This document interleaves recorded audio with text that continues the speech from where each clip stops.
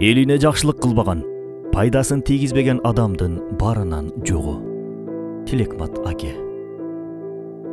Кимдин мүдөөсү эл болсо, ал өзү жалгыз эл сыяктуу.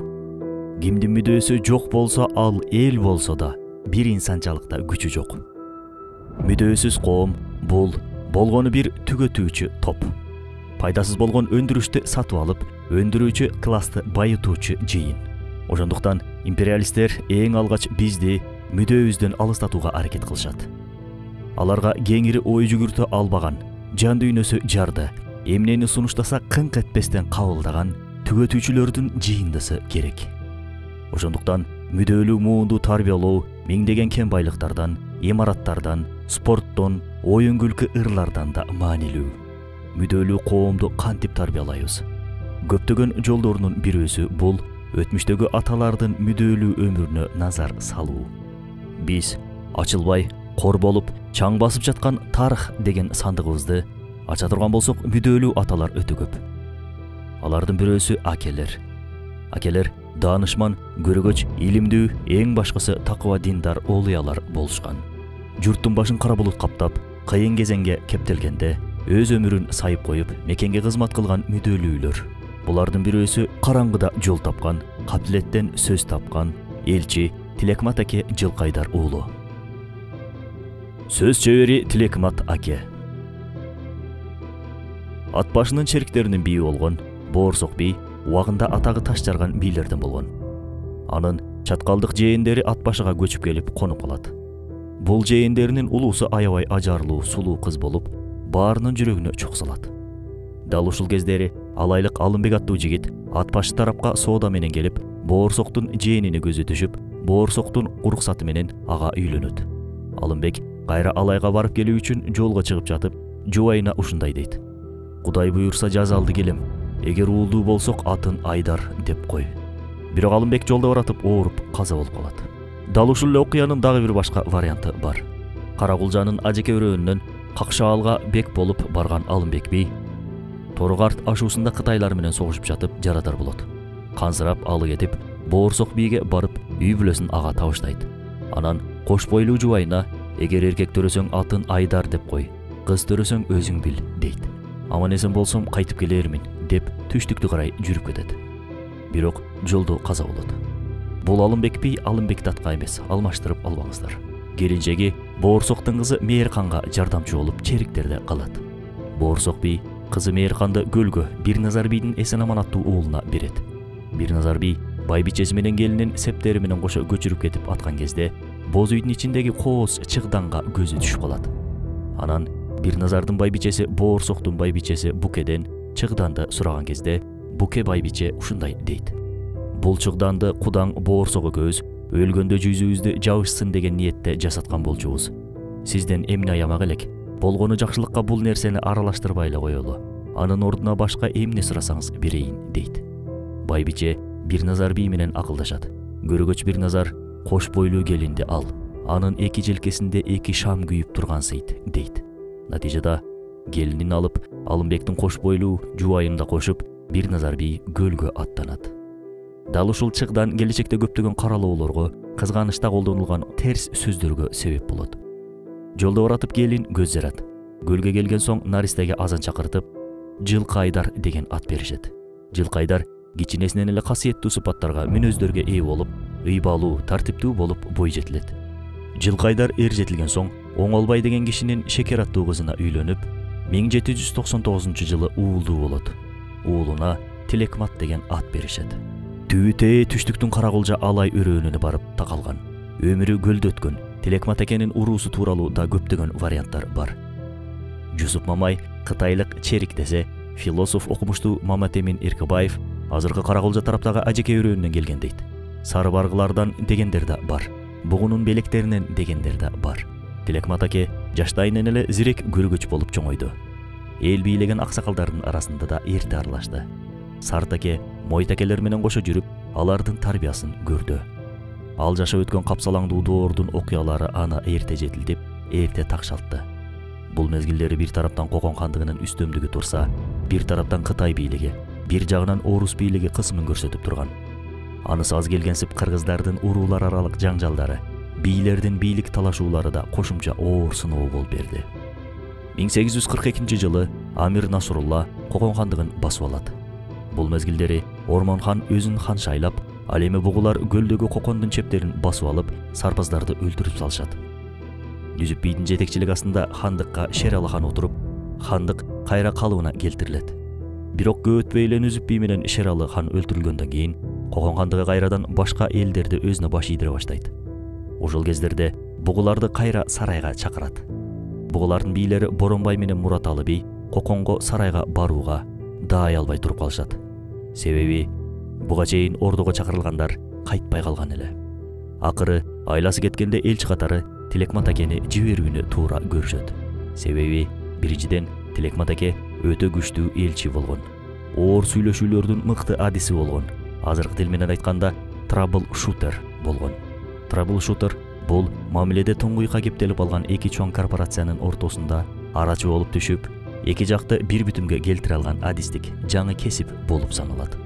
Бул кесип биз үчүн жаңы кесип болуп көрүнүшү мүмкүн, бирок бул кесипти Тилекмат аке сыяктуу аталарыбыз эки кылым мурун эле аркалап келишкен. Экинчиден, Тилекмат акенин түбү түштүк тараптан болуп, ал жердеги кыргыздар менен бекем ымалада болгон жана алардын арасында салмактуу аброю болгон. Акыбети өлүм менен деле бүтүшү мүмкүн болгон бул сунушка Тилекмат аке макул болот. Элдин тынчтыгы турган заманда жанын аюу, артка чегинүү жигитке жарашпаган касиет. Тилекмат аке кодум хандай болуп кийинип, Боронбайдын тулпарын минип, жанына жигиттерди алып, Кокон ордосуна барат. Заматта ордодо кыргыздын ханы келиптир деген сөз жайылат. Тилекмат аке экеленбестен түз эле хандын алдына кирип барып олтурат. Сүйлөшүү башталат. Кайдан келдиңиз? Деди Кокон ханы. Көл башындагы бугулардан. Бугулардын ханы болом, деди Тилекмат аке кыска нуска. Анан силерге салыгыбызды төлөгөнү келдик. Биздин эл салтты, наркты бузбайт. Ордо ээлерин сыйлайт, деп сөзүн улады. Сүйлөшүү өтө мыкты деңгээлде өттү. Хан кыргыздар салык төлөөдөн качып жатышат деген маалымат алып келген вазирлерин изекиди.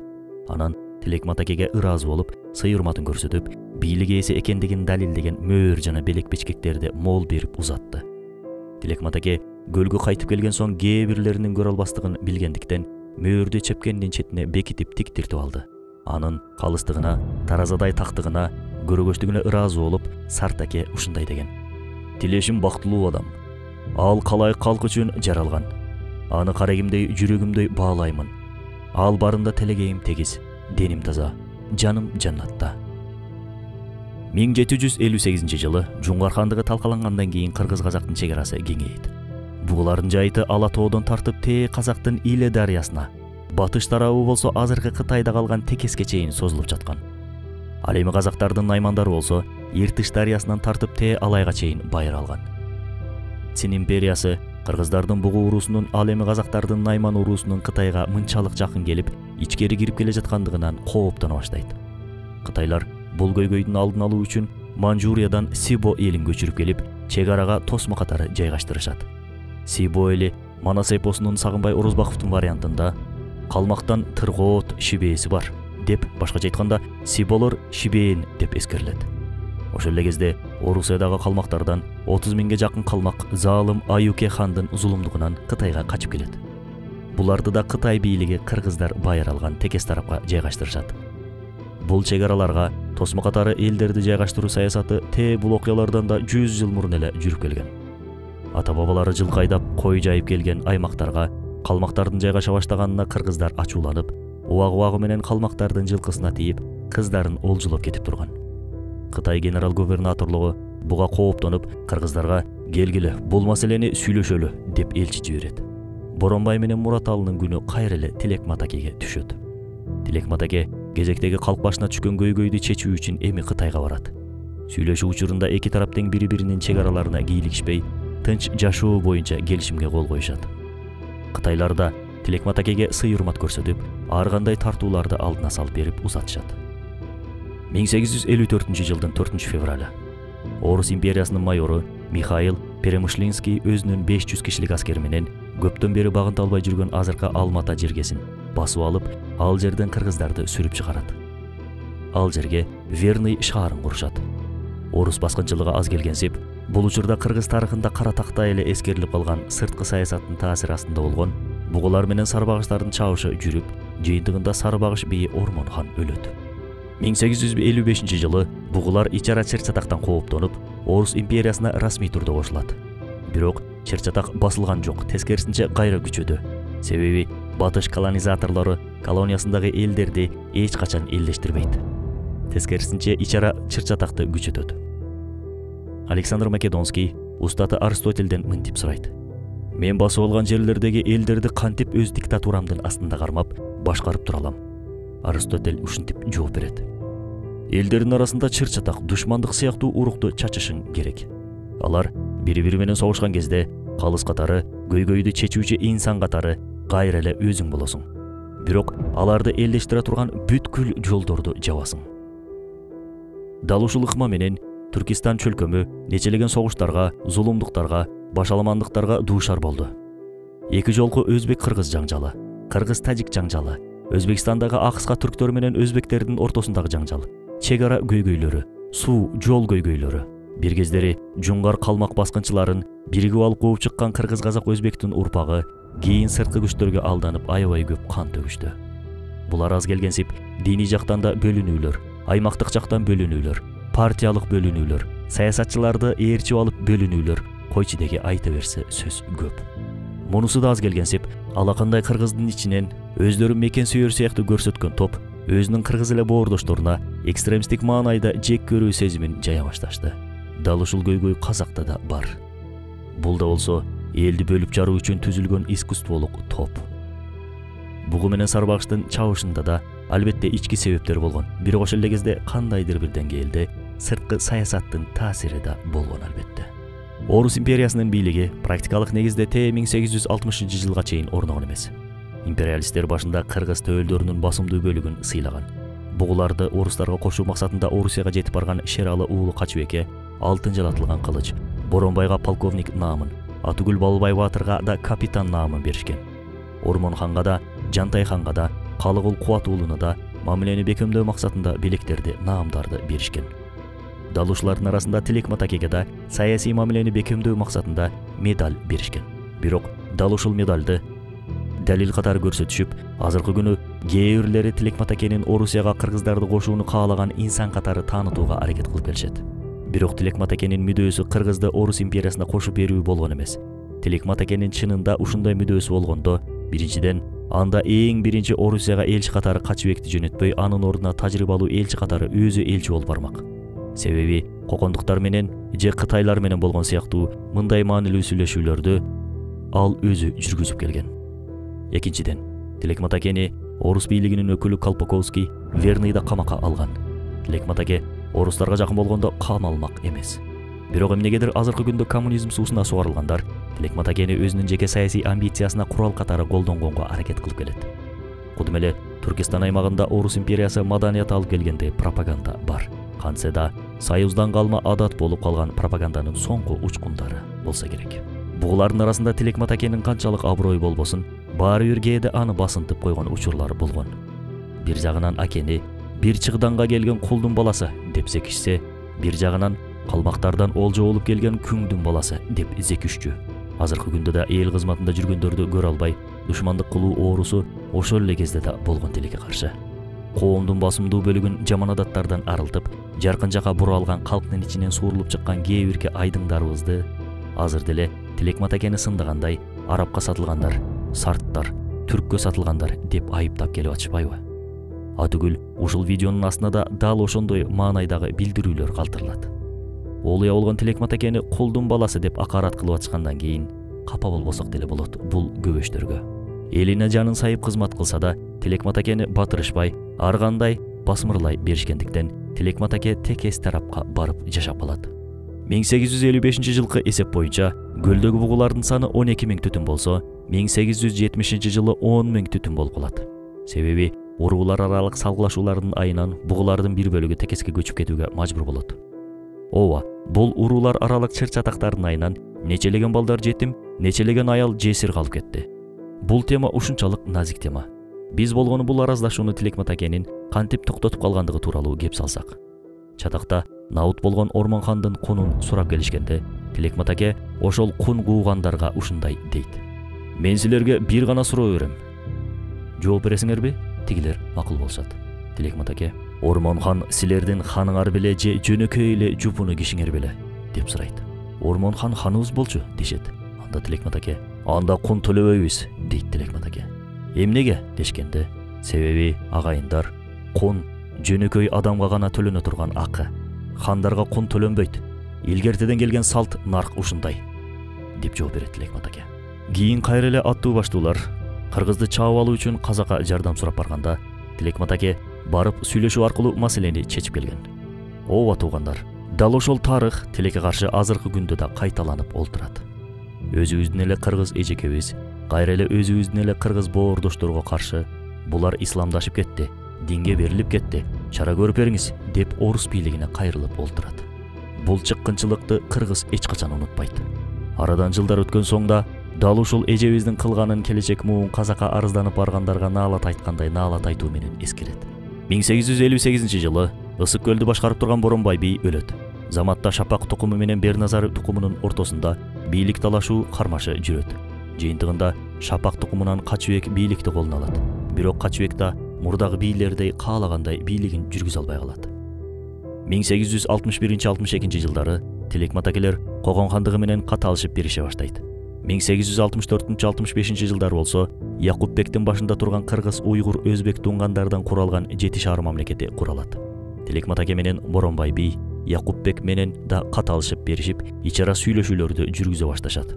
Тилекмат аке Черик уруусунан Абдурахман аттуу элчисин 7 шаарга жиберет. Кээ бирки тарыхчылардын ою боюнча Атыгүл 7 шаарда Тилекмат акенин атайын адамдары да болгон. Кийин Тилекмат аке өзү барганда 7 шаарда сый урмат менен тосуп алышып, ага чапан жабышат. Бул сүйлөшүүлөр тыңчылардын кабарлоосу аркылуу билинип калат. Тагыраак айтканда, Хулудов өзүнүн аскерлери менен Турпанды басып алганга аракет кылат. Бирок турпандыктар киргизбей коюшат. Колго түшкөн турпандык туткундар Тилекмат акенин кат алышып беришип тургандыгы тууралуу маалыматты берет Хулудовго. Бул окуяларга Орус империясы ачууланып, Тилекмат акени чыккынчылыкта айыптап, ага карата кылмыш ишин козгоп, Верныйга, азыркы Алматыга алып барып камайт. Жети суу генерал-губернаторлугунун аскер башчысы Герасим Колпаковскийдин докладында ушулар көрсөтүлгөн. 1868 Кашкарлык Якупбек биздин чек ара тарапка кирүүгө аракет кылган. Бул мезгилдери кыргыз манаптары Тилекмат менен Мураталы элди орус бийлигине каршы көтөрүлүшкө чакырган. Бул жерде Садыр Жолболду уулу тууралуу да маалымат бар. 6 жылга созулган бул тергөө иши 1874 гана жабылган. Тилекмат аке болсо 7 шаарга Турдукеге кудага түшүп баргамын деп кылмышты мойнуна албайт. Шериги Мураталы бийди жашы 90го келип калыптыр деп кое беришет. Докладта Мураталы бий да орус бийлигине өтө каршы деп сүрөттөлөт. Чынында Мураталы бий да башынан эле орус империясын жактырган эмес. Мына орустун карамагына кирсек уруулар аралык чыр-чатак токтойт деп эдиңер беле. Дале токтогон жок го. Тескерисинче алдууларыбызды алып алсыратып атат го деп кайрылат орус империясынын саясатын жактагандарга. Уруулар аралык чыр-чатак 1860 жылдарга чейин уланган. Орус бийлигине нааразы болгон эл текес тарапка жаңы түзүлгөн Кулжа султандыгына өтө баштайт. Тилекмат аке элине кылган беделдүү кызматынын аягында 1868 жылы Алматынын түрмөсүндө жатып шейит болот. Түрмөдө ага уу берип өлтүрүшкөн деген маалыматтар да бар. Тилекмат акенин жашоосуна карап туруп, оор замандар, курч, кайраттуу адамдарды тарбиялап коюуна ынанабыз. Дал ошол сыяктуу эле жыргал заман, жеңил жашоо, жеңил жалкоо, арсыз адамдарды пайда кылат. Азыркы күндөгү уятсыздыктар, намыссыздыктар, саткындыктардын бир себеби жеңил жашоо. Тойгонду токту көтөрөт дейт кыргыз. Адам үчүн эң оор сыноо жокчулук эмес, токчулук. Тилекмат акенин 4 аялы, 18 баласы болгон. Мындан сырткары кыздары да болгон. Анын аты Тилахмет болуп да жүрөт. Мейли аты Тилахметпи же Тилекматпы, баары бир мааниси улук. Тилахметтеги Ахмет сөзү пайгамбарыбыз саллаллаху алейхи вассаламдын аты болуп саналат. Тилекмат деген аттын сөзүндөгү мат мүчөсү бул Мухаммад сөзүнүн кыскартылышы. Кыргыздар Мухаммад сөзүн башка сөзгө ушинтип кыскартып кошуп айтышкан. Мисалы, Нурмат бул Нур Мухаммад, Эрмат бул Эр Мухаммад, Мамыт, Мамат, Мамбет сөздөрү да Мухаммад сөзүнөн келип чыккан. Алмамбет бул Али Мухаммед. Демек, Тилекмат акенин аты эле улуу маанини камтыйт экен. иншалла келечекте көлдүн акелери тууралуу китебибиз да жарык көрөт. Бизден кабар алып туруңуздар. Учурда көпчүлүк катталуучуларыбыз сиздердин каналыңыздарга кандай жардам берсек болот деп кайрылышууда. Ооба, чынында сиздердин жардамыңыздарга муктаж болуп турабыз. Андыктан каналга жардамдашам дегендер үчүн бир өтүнүчүбүз бар. Ал төмөнкүчө. Биринчиден, ар бир чыккан видеону эң аз 10 кишиге жөнөтөсүз. Экинчиден, ар бир чыккан видеону бардык стористериңизден жана посттон бөлүшөсүз. Үчүнчүсү, үй бүлөгүңүз менен олтуруп, видеонун маанисин талкуулайсыз. Буларды кылсаңыз, тарбиялуу тарыхыбыздын жайылышына көмөктөшкөн болосуз. Аман болуңуздар.